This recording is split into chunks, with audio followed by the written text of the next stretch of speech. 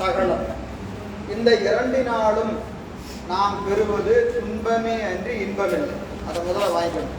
சகல நிலையில உலக போகத்தை நாம் நுகர்கிற போது அதனால் பெறுவதெல்லாம் என்னதுங்க? துன்பம்தான், இன்பம் கிடையாது. ஆனா நமக்கு அது என்னவா தெரியுது? இன்பம் போல தெரிகிறது. உண்மையில் அது என்ன கிடையாது? இன்பம் இல்லை. இப்ப இன்பம் என்பது நித்த பொருளாகி சிவத்தோடு கூடுகிற போதுதான் உண்மையான இன்பம் நமக்கு தெரியும். நமக்கு இது இன்பமா தெரியுது அப்படின்னு சொன்னா இன்னும் நாம என்ன செய்யல? உண்மையான இன்பத்தை அனுபவிக்கல. அதனால இது நமக்கு எப்படி தெரிகிறதுங்க? இன்பம் மாதிரி தெரிகிறது, அவ்வளவுதான். வேம்பு தின்ற புழு போல என்று சொல்லுவார். வேப்பம்பழத்துல இருக்கிற புழு வேப்பம்பழத்தை எப்படி சாப்பிடும்? சோச்சி சாப்பிடும். அதுக்கு அது வேப்பம்பழம் எப்படி தெரியுது? இனிப்பா தெரியுது. உண்மையில அது கரும்பை இன்னும் சுவைக்கல. நாமெல்லாம் அது போல இந்த உலக போகத்தை இன்பமாக கருதி கொண்டிருக்கோம். அது எப்ப தெரியும்னா நம்ம எப்ப உண்மையான இன்பத்தை நுகர்கிறோமோ அப்பதான் நமக்கு அது தெரியும். எனவே ராப்பகல் அற்ற இன்பத்தை ரெண்டும் கடந்த நிலையில ஒரு இன்பம் இருக்கிறது. அந்த இன்பத்தை நாம் என்ன செய்யலாம்? பெறலாம்.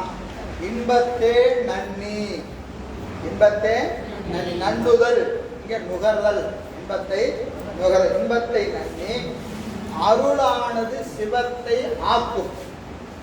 அருளானது சிவத்தை ஆக்கும். இந்த அஞ்செழுத்துல வா ஆகிய உயிர், வாய் ஆகிய இந்த திருவருள் என்ன செய்யுங்க? எகரத்தை கொண்டு போய் சிகரத்துல சேர்த்தோம். யா என்பது என்னதுங்க? உயிர். இப்ப நம்ம விட வேண்டியது நாமா.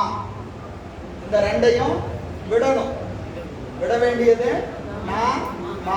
திரோதானம் மலம், ஆணவ மலத்தை விடணும். திரோதானத்தையும் விடணும். திரோதானத்தை விட்டாவே என்ன ஆயிரும்? இதனால் இயக்கப்படுகிறது ரெண்டு, கண்மமும் மாயை. திரோதானம்னு சொன்னாவே கூடவே என்ன இருக்கிறது? கண்மம் மாயை. அப்போ ஆணவம் கண்மம் மாயை என்று சொல்லக்கூடிய மூன்றையும் விட்டு நீங்கி, மூன்றையும் விட்டு நீங்கி எகரமாகிய உயிர் எதை போய் பெறணும்? அருள்ல அழுந்தணும். அருள்ல அழுந்தணும். இந்த உயிருக்கான கடப்பாடு இதோட முடிஞ்சது. நமக்கான கடப்பாடு நம்ம செய்ய வேண்டியது எது? அருளிலே அழுந்து நிற்றல். அருளிலே அழுந்து நிற்றல், அது மட்டும்தான் நம்ம வேலை. சிவத்தை இந்த உயிர் ஒருபோதும் பற்ற முடியாது. நாங்க எப்படி சொல்லிட்டீங்க அப்படின்னா அருள் தான் கொண்டு போய் சிவத்துல செலுத்தும். அருள் தான் சிவத்துல கொண்டு போய் செலுத்தும். உயிர் என்ன செய்ய முடியாது? நேரடியா சிவத்தை பற்ற முடியாது. அந்த இறைவனுடைய திருக்கூத்தை காணுகிற போது அப்படிதான். அம்மை காண இறைவன் ஆடுகிறார். இறைவன் ஆடுகிற கூத்து நீங்க நடராஜ பெருமாளை பார்த்தீங்கன்னா தெரியும். அவனது நோக்கு அம்மையை பார்த்த மாதிரி தான் இருக்கும். காரணம், அம்மை காணத்தான் பெருமான் ஆடுகிறானே ஒழிய நாம் காண ஆடல. ஏன் ஆடல அப்படின்னா இந்த உயிருக்கு அந்த தகுதி இல்லை.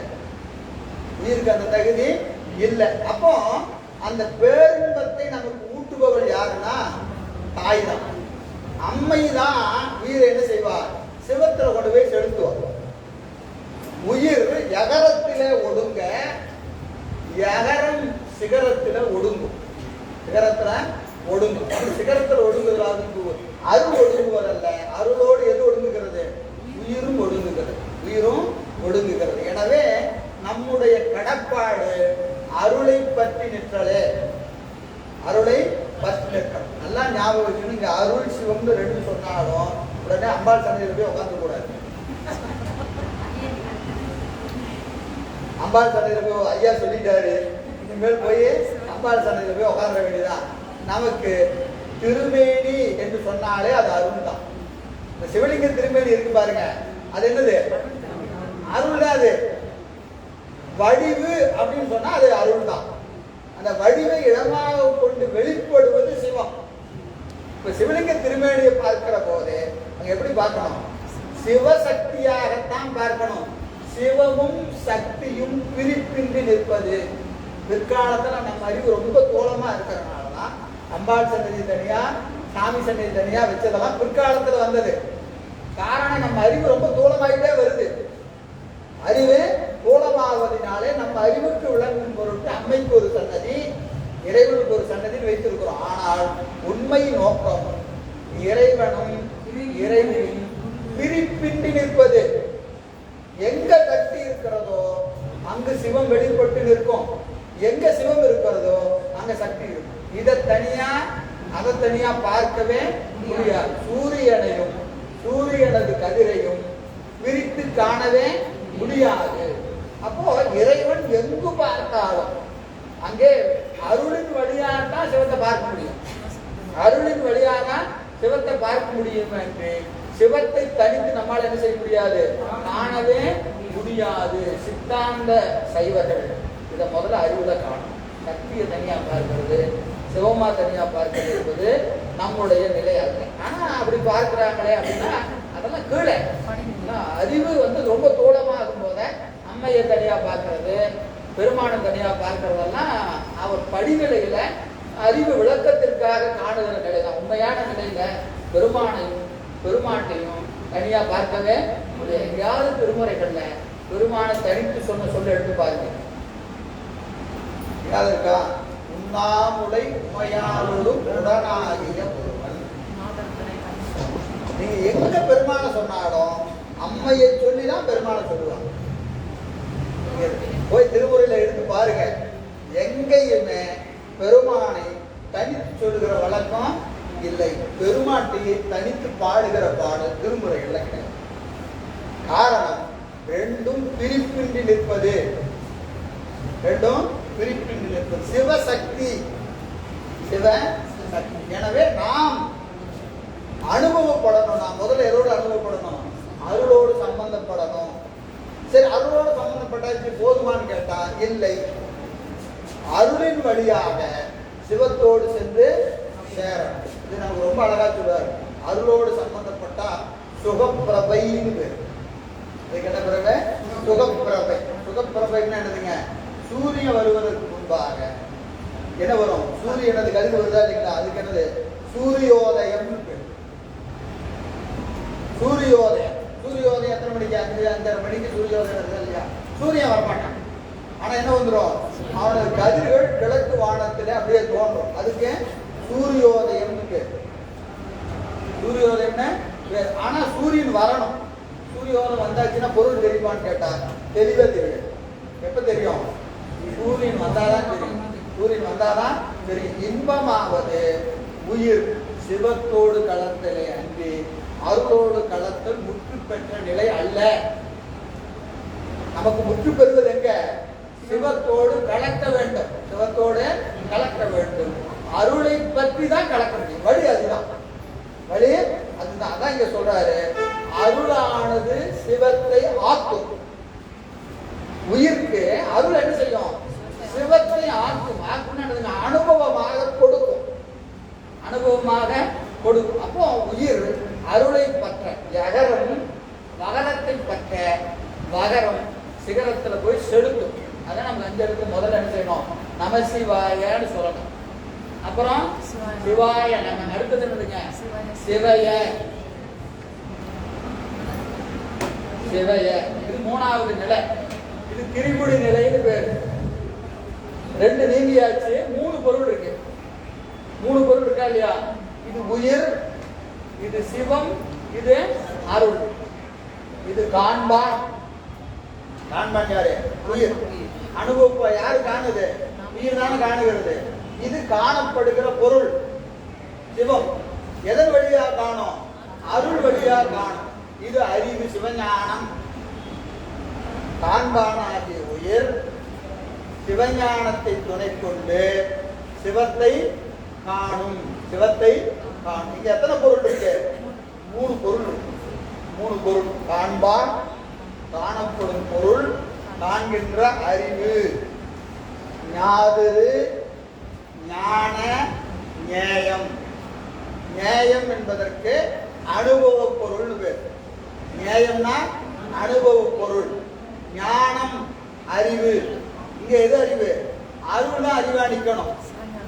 சிவஞானம்னா ஆன்மாவுக்கு அறிவா நிக்கணும். சிவஞானத்தை அறிவாக கொண்டு உயிர் சிவத்தை காணும். இங்க 3 பொருள் இருக்கா? திரிபுடி ஞானம்னு பேரு. 3 பொருள் திரிபுடி ஞானம். இது முடிந்த நிலை அல்ல. இது என்ன நிலை? மனம் நீங்கிய நிலை. நாம நீங்கிருச்சு. என்ன இருக்கு?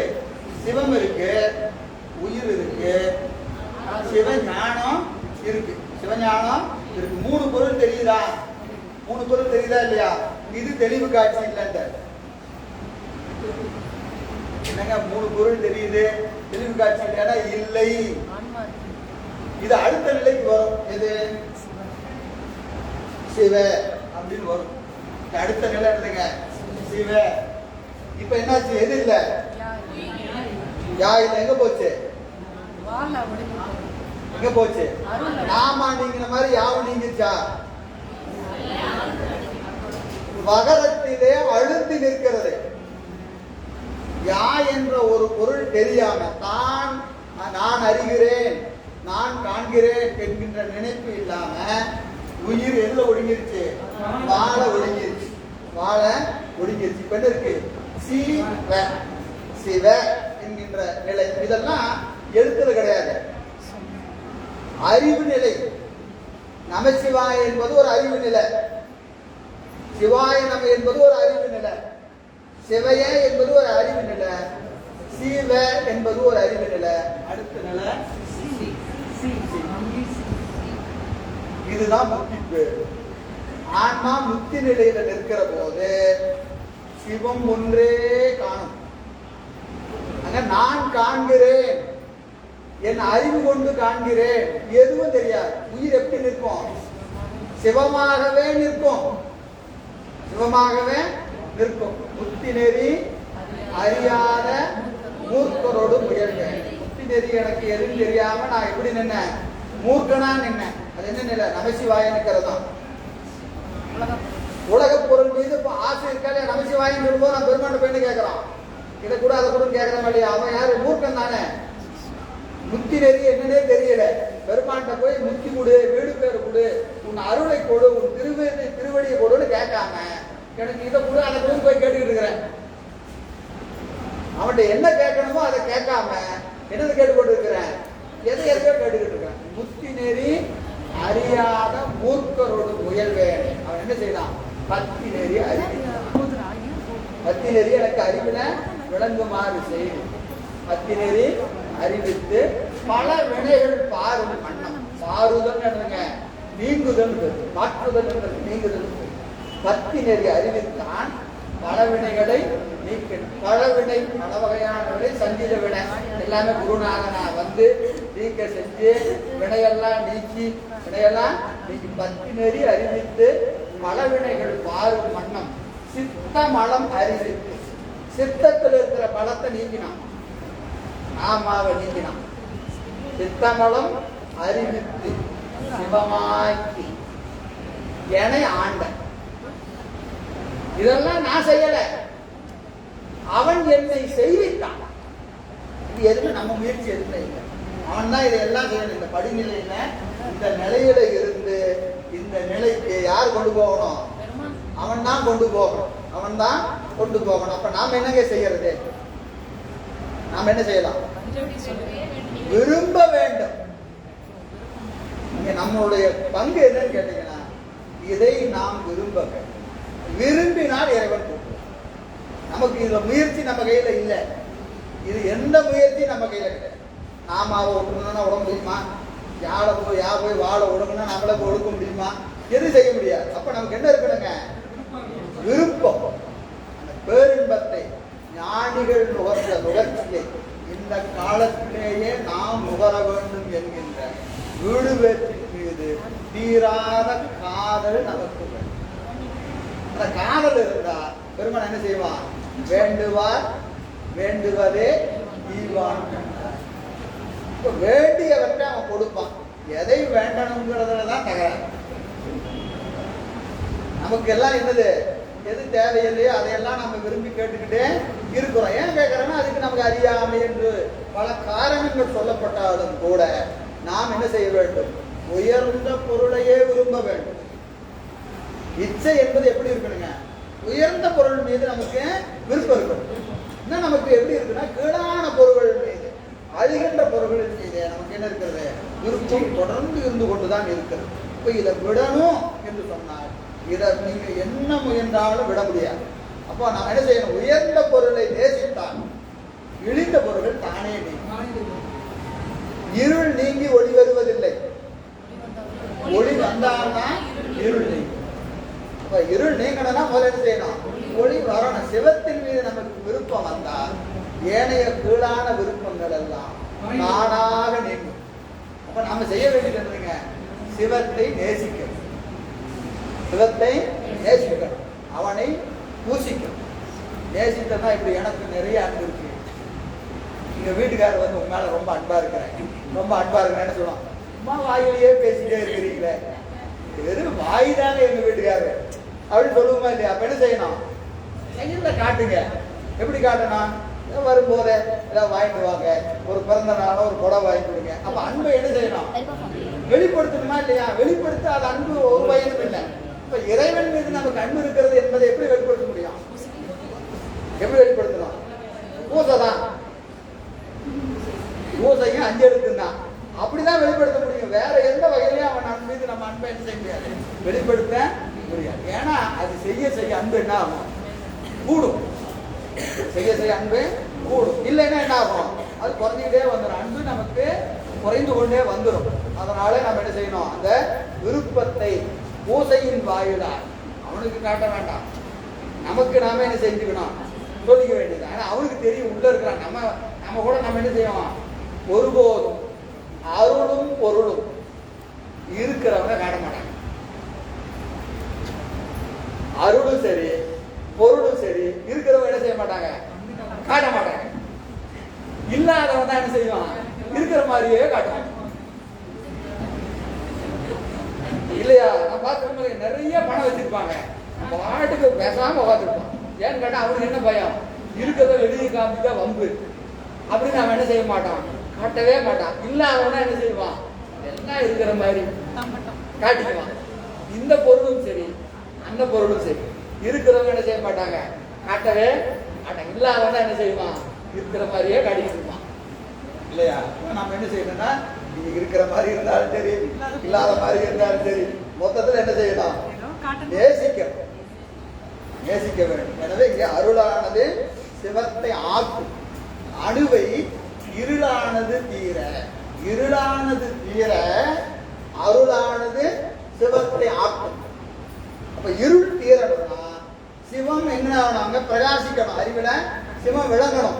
சிவம் விளங்குனா தான் என்ன ஆகும், இருள் நீங்கும். அப்ப சிவம் விளங்கி நிற்கணும்னா எது செய்யும், அருள் தான் செய்யும், அருள் தான் செய்யும். எனவே என்ன செய்யணும், அண்ணல் முதலா அழகார் எழுத்தென்றும் எண்ணுதல் வேண்டும். 5 எழுத்து ஓதணும், 5 எழுத்த ஓதணும். ஏன்னா 5 எழுத்தின்றி நமக்கு என்ன கிடையாது, வீடு பேரு இல்லை என்பதை இங்க சொல்லி அடுத்தது 5 எழுத்து